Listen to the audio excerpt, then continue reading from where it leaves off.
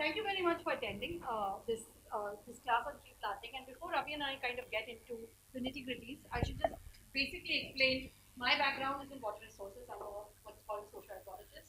Avi is an ecologist, and so we've had discussions over the years on this issue of this massive interest in tree planting, and specifically from an ESG perspective. So what we are seeing increasingly is that companies are making global commitments towards being net zero, and they are hoping to offset. Oh, sorry. Better? Yes. Okay. And so companies are making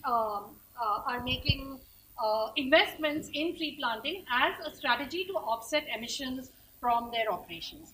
What we are finding as we are kind of going into the sector is that when it comes to organizations like ours that are working on broadly in the environmental sector, companies are often putting a rupees per carbon ton metric to show is this really a successful program or not, or is this an efficient use of funds.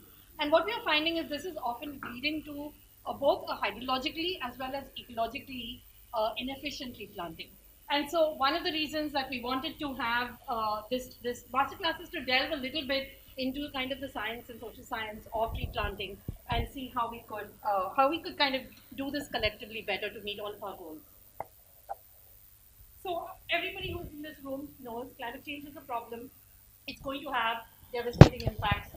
We are already seeing increasingly higher temperatures, the hottest summers and each year seems to be the hottest summer with multiple heat waves, floods, and so on, with massive, massive increases, massive damages to the economy. And the important thing to understand is why we are worried about climate change is because all of our environment and natural resources are the bedrock of our economy. So companies cannot have economic growth without having preservation of what we call natural capital. Now, it's important as a side note to note that the cause of climate change and the increase in carbon emissions, which is causing climate change, carbon and other greenhouse gas emissions, is not primarily due to land use or deforestation. That's not the primary driver. So although the primary driver, of course, is fossil fuel emissions. So although we are looking at tree planting as a solution, it's not the primary driver. It's important to say that because the contributor, we're looking for a solution somewhere else which is outside what the primary drivers are. I would say eventually if we want to look at the basket of solutions, and we are seeing 80% of the problem is fossil fuels, 20% is climate change, is land use change and deforestation.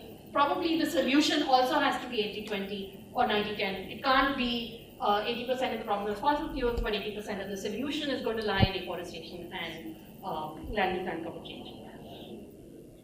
Now, why is tree planting at all part of the conversation?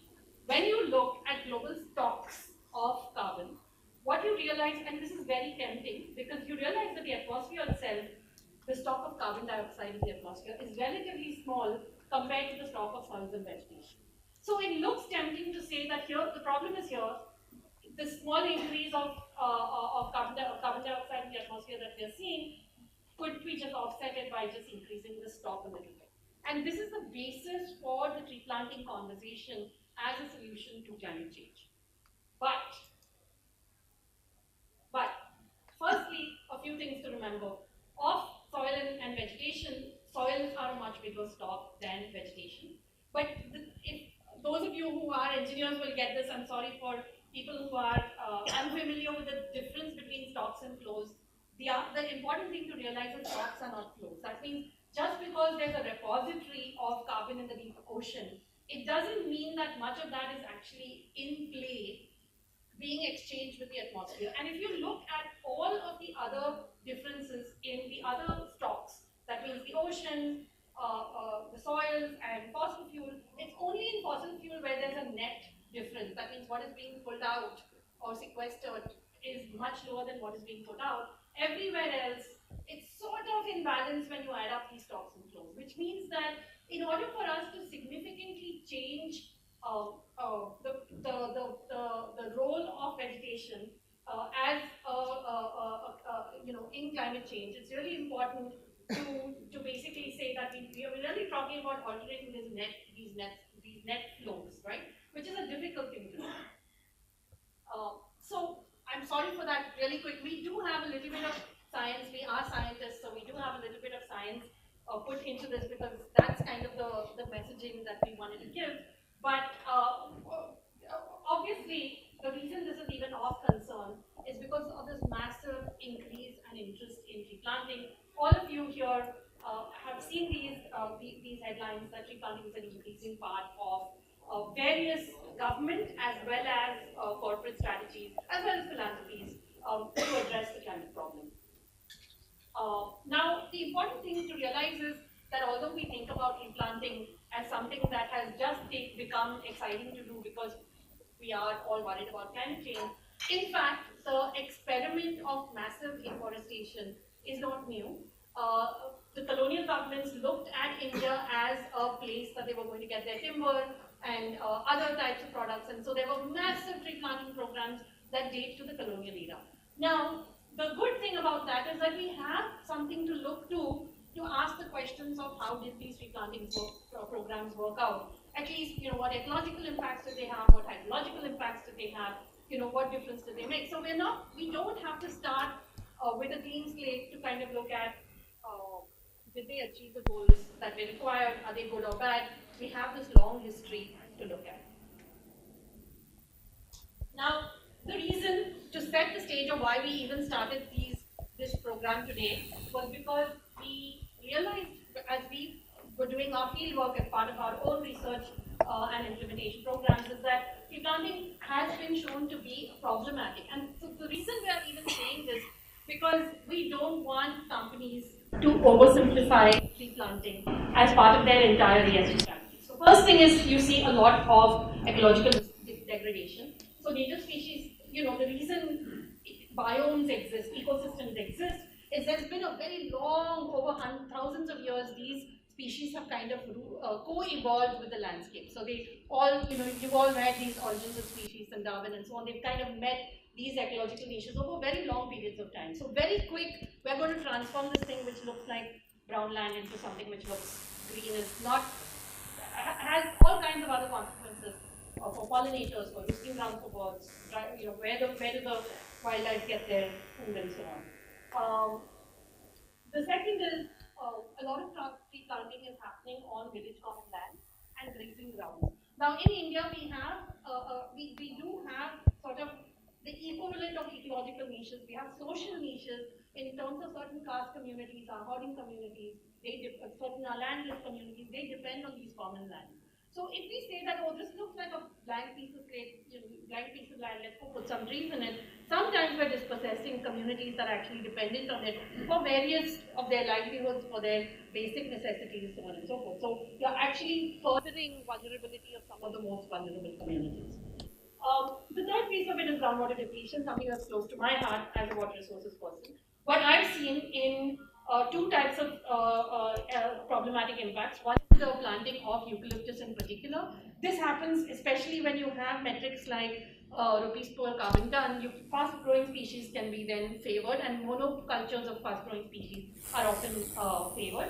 And these, even though you look like you're not adding water, they are unirrigated plantations, but they have very deep roots. I personally have seen eucalyptus roots in our border camera scans going up to 150 feet below the ground. So they're really reducing groundwater recharge because of their aggressive ability to capture soil moisture and prevent it from reaching the water table. The second is high-density plantations. Even when they're native, I've seen several of these plantations that would not grow there naturally in that amount of rainfall, but they are being sustained with deep groundwater pumping. And so we're not counting the cost of groundwater pumping or the carbon cost of groundwater pumping, but they're actually, so you have to question whether this is worth it. So with this, I'm going to actually hand over to Abhi.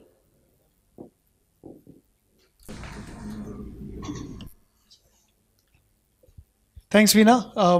And I hope all of you can hear me in the back. I'm going to take off where she left because all of us have an imagination of what a forest system should look like. And most of us imagine this as what our restored landscapes or what a pristine landscapes or virgin forest should look like. But of course, as you've traveled throughout India, I'm sure you've seen that this is not the case everywhere. There are very few places in India, very few bioclimatic zones in India where this kind of landscape is seen. Instead, India is a diverse country. We celebrate that diversity. So So this has its place where it belongs,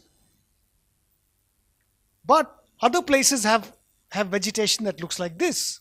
Okay, you can have open forests, savanna grasslands, dry deciduous forests, high altitude alpine meadows, and you can have non-forest.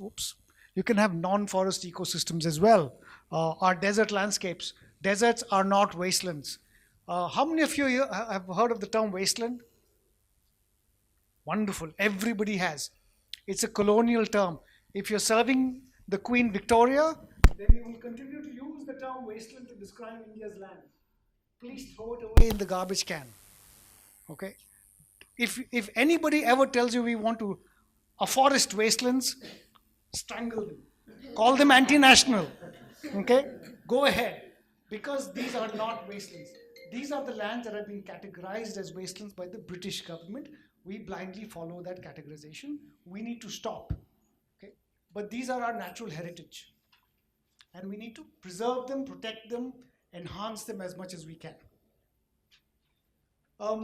So, let's look at these natural drivers of vegetation. Okay? How many of you know what the average rainfall of India is? I can't answer myself because it varies so much from region to region. Therefore, the rainfall in the desert region is vastly different from the rainfall in Meghalaya. Water is an important part of what grows where. And this has led to different bioregions across India. Okay? The biggest determinant of what trees grow where and how many trees grow is water. Soils, etc. come afterwards, but water is the first factor. Okay? And as you go into drier and drier regions, your tree density decreases, tree height decreases, the types of trees that you find there will also change. Trees that are adapted to fire will also increase because drier regions also naturally have more fire. Fire is not a bad thing in dry regions. Fire is part of the natural cycle. Okay, you'll also have more grass growing there. And we all love photos of the African savanna. But you know what they call the Indian savanna? A wasteland. Okay, but we brought cheetahs back to save our wasteland. So, yeah. It's all okay. So the point being that different bioregions have different types of vegetation. Okay. This is a question that keeps getting asked all the time, or at least it's what we've been told all the time. The more trees we plant, the more we'll get more rainfall. Why? Because trees preserve the groundwater, trees allow water to go in, trees evapotranspirate, so more water goes out into the air. But that's not how climate cycles work. Okay? What rains is what will rain.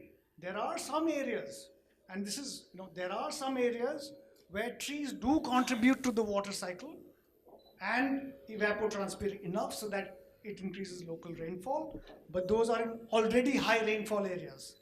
And at very large and at very large scale, like Amazon forest scale, okay, or Western Ghats scale. It does not happen in local manner. So you can, hello? Okay. Oh, this is also I'll keep talking. Can you hear me in the back? Yes. Yeah. Okay. So the point being that back. So the point being that planting more trees does not necessarily mean that you'll get more rainfall. Okay. There are lots of, again, please, we are not against trees. We love trees, but everything in its place. So more trees are not always good. You can't grow a rainforest in a desert. You can't grow a rainforest in a dry environment. We in fact call the degradation of land as desertification. Why? Deserts are its own natural ecosystem. Okay, just like we don't call the conversion of a savanna into a forest, rainforestification, as a bad thing, right? So let's rid our minds of some of these pejorative terms for natural ecosystems. Okay, well, enough pontificating. But so basically, there is a hydrological cycle. Okay, and that's part of a natural system. trees have an important, and all vegetation has an important role to play in them. There is something called a evapotranspiration infiltration trade-off. Okay, what that means basically is that trees use water, like all of us use water. Trees use a lot of water. Okay, but beyond a certain level, the amount of water that falls on the ground, some of it goes into the ground also. So there's a balance there. And in low rainfall areas, trees have evolved to then also use less water. Okay. Which means that if in low rainfall areas, if you're planting lots of trees, what's happening to the groundwater?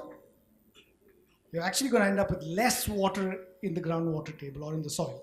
Okay. And there is thus a trade-off, and this looks like a complicated graph, but I'm sure most of you guys can understand this. But as you go from drier areas to wetter areas, there is a trade-off, or there's a change between what goes up and what goes down. Okay, and this is what vegetation does to the groundwater recharge, and this also determines what kind of vegetation you'll find in a certain place. Right. This is our beautifully diverse country with this beautifully diverse ecoregions. All the white area is basically agricultural land now, where most of our natural vegetation has been lost, but it's still part of the ecoregion.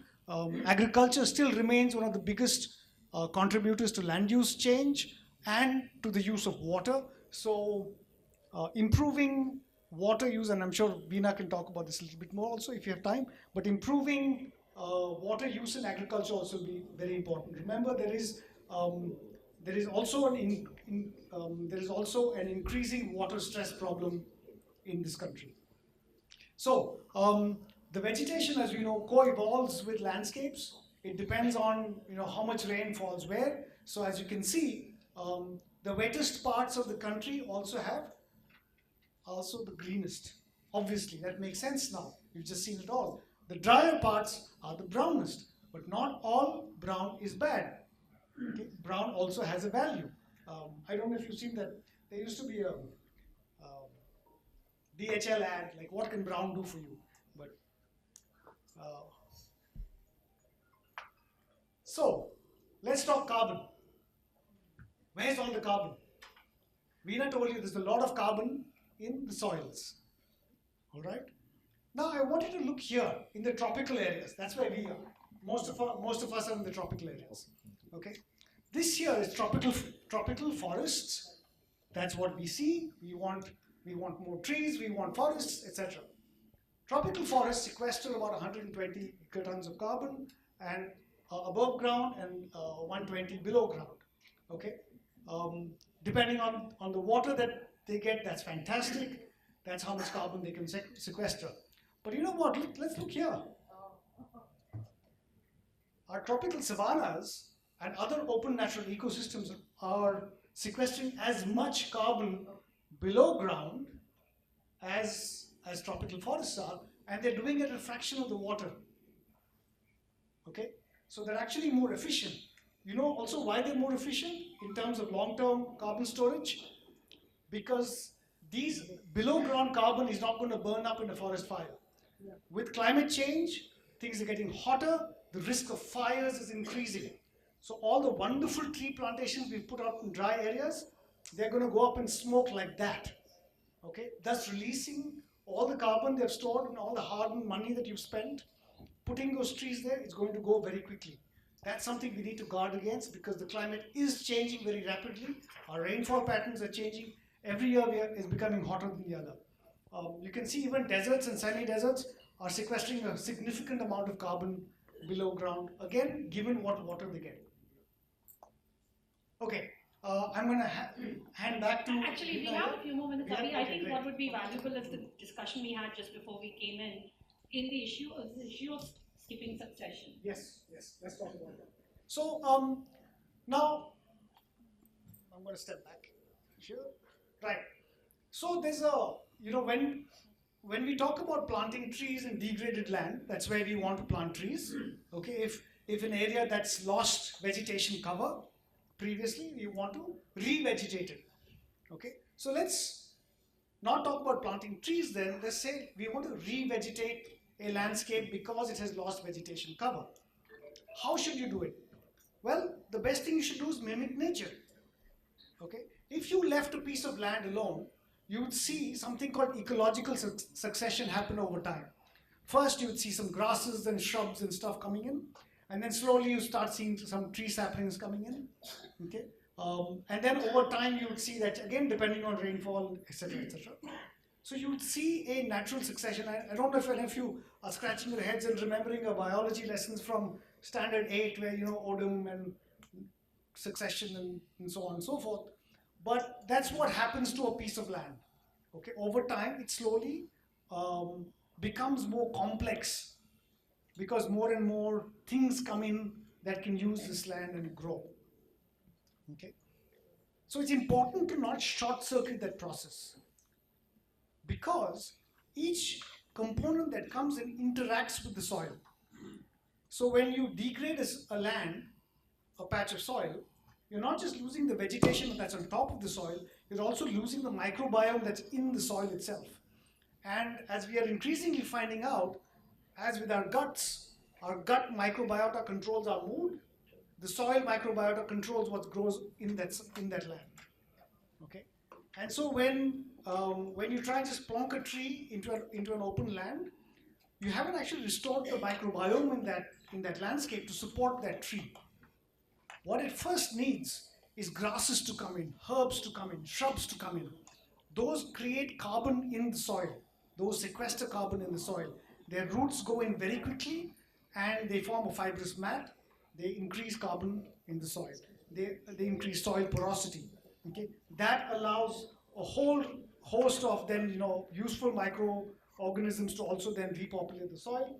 And then when trees come in, those trees can then live better in that complexity. You probably have faster tree growth and so on.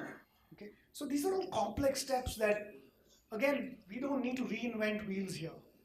Okay, we can't we can't suddenly short circuit the process and say we deforested this land in 2 years' time. We can reforest in another 3 years' time. It does not work like that.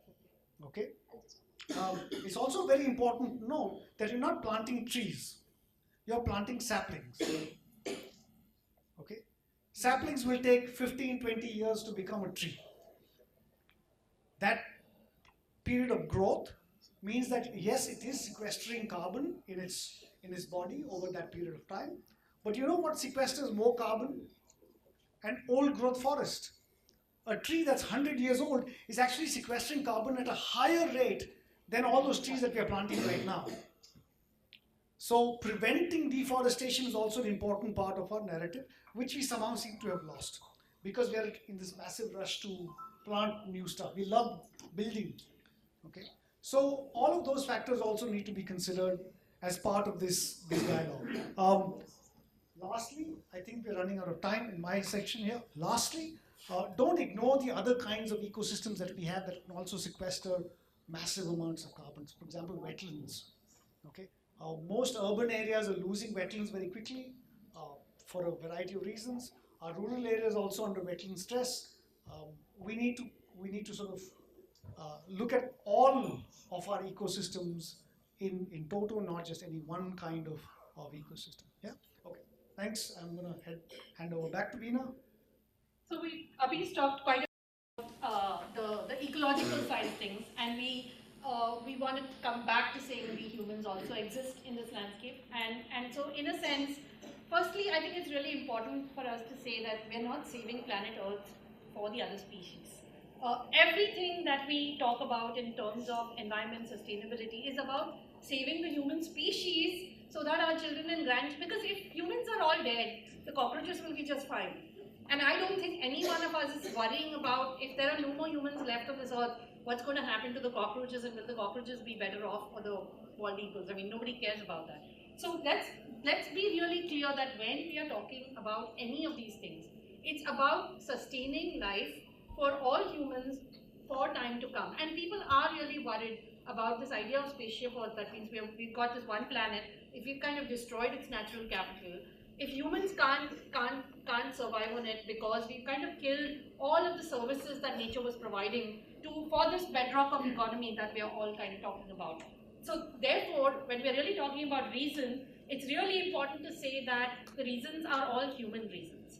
But it's important that there are different human reasons. And so having clarity on which set of reasons that matter to human beings are we actually doing this. One of the biggest difficult conversations I've had with CSR donors is often not having really clarity on what you're trying to achieve.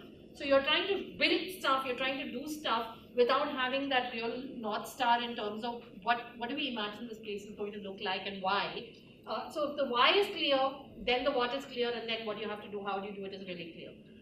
So firstly, uh, uh, so now, Abhi talked a lot about primarily on natural land, which is public land and common land, and I alluded a little bit in terms of looking at who gets the right to decide what's happening. Now, of course, if you're working on within reserve forests and so on, protected areas, the forest department is going to have the main thing. Forest department does work with CSRs to kind of restore and protect forests. So that's definitely it. But you're going to do what they're going to tell you. Maybe you can influence them a little bit. But if it's not, if it's Rapanchayat land or if it's farmer land, it's really important to understand who's the decision maker, both in terms of within household dynamics. If there's a gender component, does the head patriarch decide, and that has implications for labor and so on. For the women in the households, there is a something to look at there. But more importantly, if it's panchayat land, then often in villages, caste dynamics or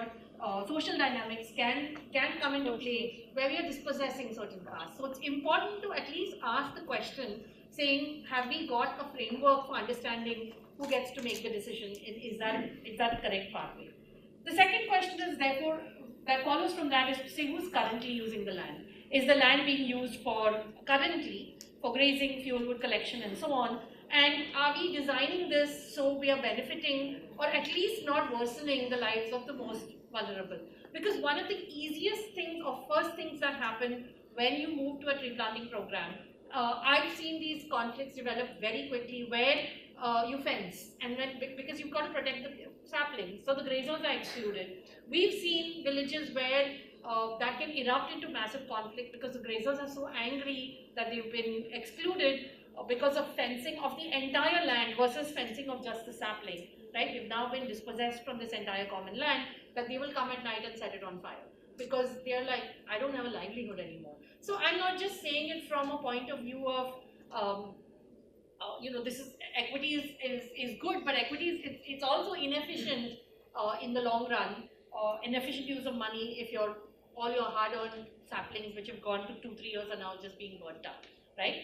And then, of course, ask the question of what's the potential, what happens with this potential land use change. Again, it's going to be this question of is there a water source required? How many years is a water source required for?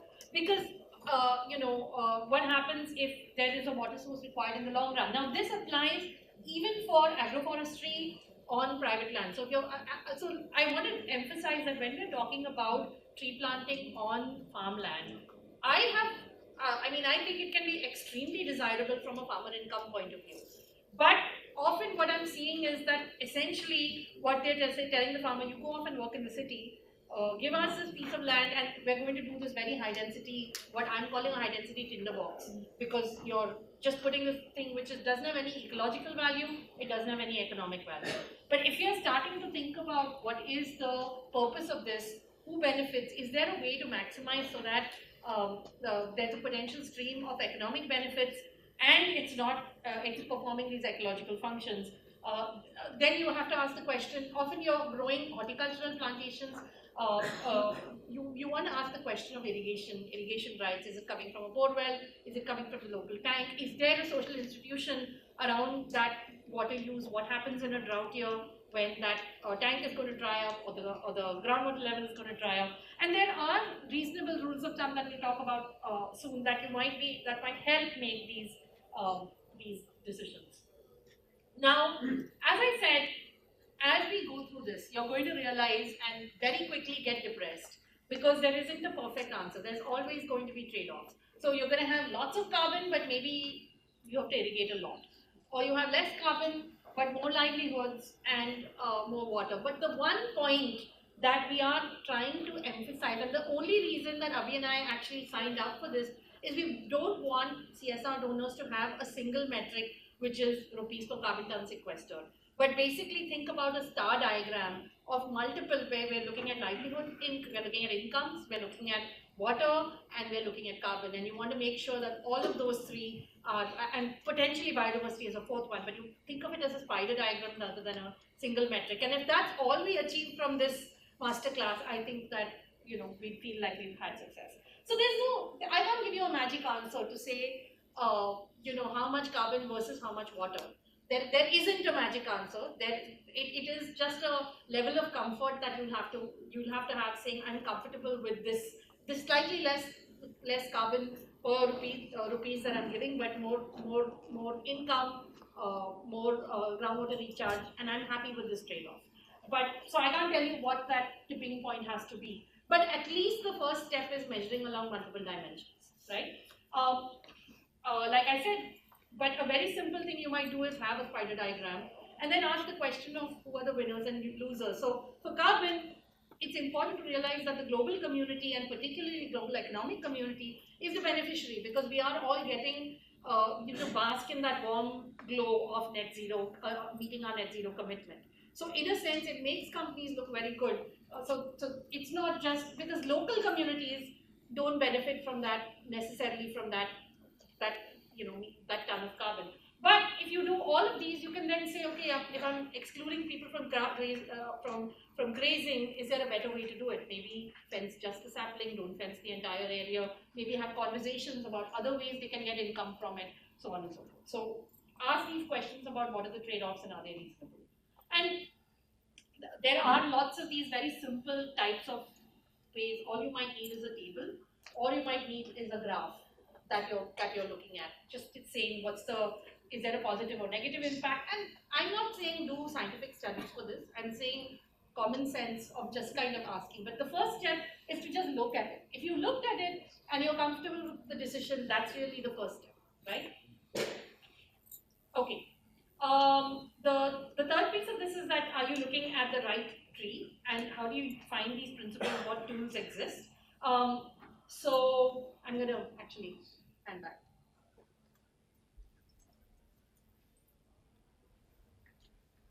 Okay, so we'll continue tag teaming.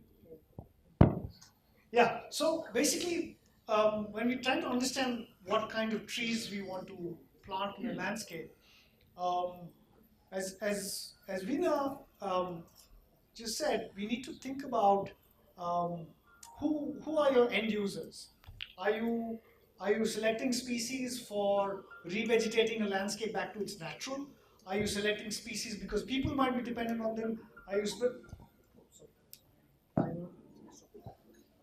you selecting species for livestock feed and fodder, or for fuel wood, and so on and so forth? So all of those reasons go into a decision support tool.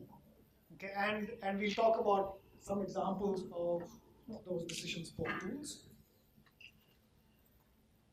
Okay. Then we also need to ask where to plant what species and at what density. Because again, if you go back, trees don't grow at rainforest densities everywhere. Okay.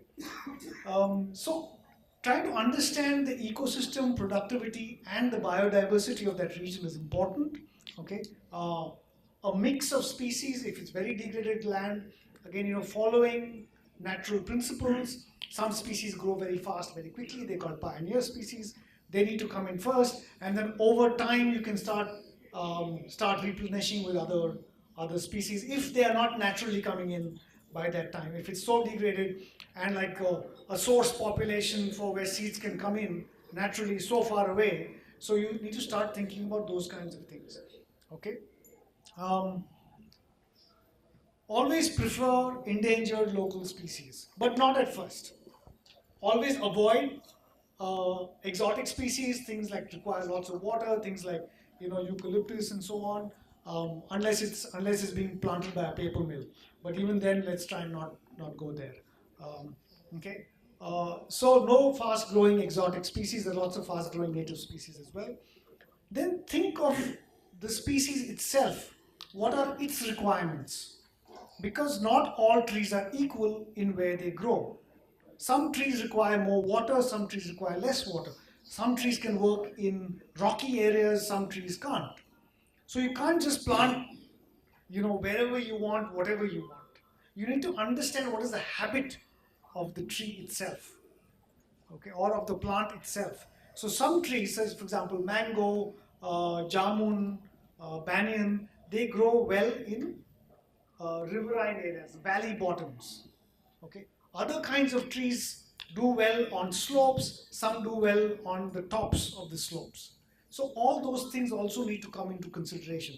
But unfortunately, we haven't come to that stage where we are thinking of those things even. So it's time for us to start thinking about that. Because ultimately, all of you folks are spending money trying to do the right thing. Let's do that right thing in the right way. Okay. Um, Yeah. yeah. Yeah. I just want to, sorry, one last thing. Another problem that we also have is everybody wants to plant trees or plant stuff, but where are we getting the source of seeds from? So please also consider funding nurseries or funding ways. In fact, let's create an ecosystem of seed or planting material providers. And it's not just trees, it's also grasses, it's also shrubs, it's creating restoring grasslands in Maharashtra, and we found very difficult to source material for restoring those native grasses. So it took us some time to develop those nurseries. Um, let's sort of fund that as well, so that what we want to do can accelerate faster. Thanks. And in terms of the water, the same thing. You're kind of asking what is the source of water to support this plantation. So mapping sources of water, how much is available year to year, season to season. What's the correct way to augment soil moisture so that you're kind of keeping it, and then asking the question. This is a really important thing, that water flows. So you don't want to just look at the 4 hectares of land that you're working on. It is connected, the water in that land is connected to the water in the rest of the watershed. So you do want to say, is there enough water in the watershed as a whole? And not just, did I capture this tank for myself and so my plantation is okay. So this idea of kind of what's fair, what's equitable for the entire watershed is important. And creating these watershed budgets to understand, what's the need of water for this plantation, and then using tools to do that. Now, one of the things I'm going to do, and I'm only pitching this because this is our tool, Well Labs, but one of the things we're trying to do is to say, can we start putting these things as layers that we can then put in user data and see if we can answer some of these questions about what will happen to the net watershed balance when you've got a land use land cover change of this sort. World Agroforestry has put out something which is on globally useful native trees. Actually, Avi, we should open it up for questions because she said 5 minutes. Is that okay? But this is the framework that we are suggesting, but let's ask questions. Yeah. So, is there a second mic? We start.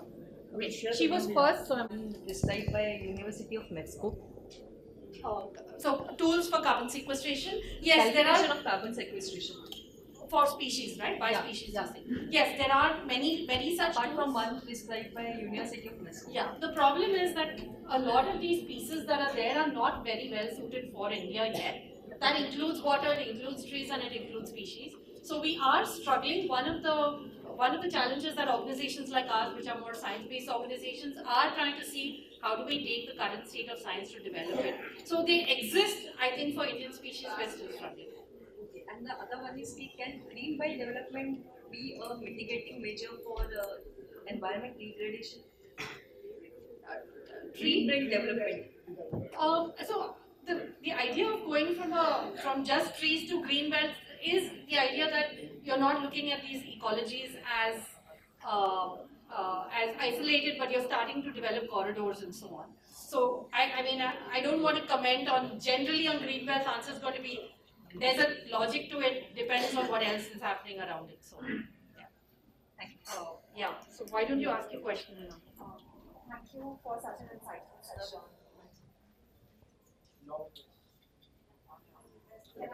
Yeah, just ask him.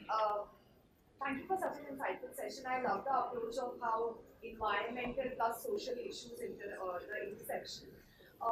You spoke about the plantation of trees. I want to understand if there is anything that policy making can result into better decision making for CSR and ATREEs. So, Okay, I think that's a great question, and as it happens, we don't have a strong restoration policy in India. We're trying to work on that, but you know, the short answer is yes, it would help, and come talk to certain experts or certain groups and try and learn more. And we'll try and create a shared sort of knowledge base for this. ATREE itself, we have a Center for Policy Design. We are working on this framework. We have something called ARREST, Alliance for doing this. So yeah, we are putting some of these pieces into place. Yeah, we'll take one last question because she's trying to throw us out of the room. But we'll go outside. And hello everyone. So I'll be quick. So I'm Ayush. I'm from Environment Matters NGO, and we are big way into tree plantation and creating mini urban forests using Miyawaki methodology. So as an NGO, and most of us would relate, we face certain challenges. Challenges such as all these municipal corporations and corporates have certain set targets of number of trees to be planted in a given year. Number one. Number two, although these have targets, but we don't have areas for plantation. They have the funds, but we don't have the area for plantation, and I have to reject some of the orders due to lack of area. Number three, how do I calculate the carbon credit based on tree plantation? So as you said that there are challenges in planting more trees and more dense forests, but I'm getting the cost per tree. So my incentive is also to plant more trees. So how to tackle these challenges on behalf of the NGOs? Well, simple answers. We need change in the larger ecosystem. You're responding to what people are giving you. I wish we had city municipal corporations here. We don't. But I agree that as a group, we should lobby that cities kind of look at a more, and we have been trying to work with Cities for Forests and others. I think what's really needed is a coalition or alliance to say, let's come up with better standards on what metrics should be. That's for municipalities, but hopefully the CSR people will convince you don't do just rupees per carbon ton, look at multiple metrics. And if the funders change, then that makes your life easier as an NGO. So thank you for asking that question. And also, let's not have a blanket Miyawaki method everywhere. I mean, we can come up with the Mirzapur method, the Madras method, and let's suit it to our local ecologies.